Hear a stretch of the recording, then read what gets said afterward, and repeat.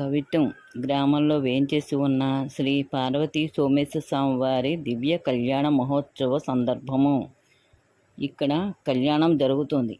ఈరోజు ఏకాదశి, వైశాఖ శుద్ధ ఏకాదశి. ఈరోజు కళ్యాణం చేస్తున్నారు వేద పండితులు.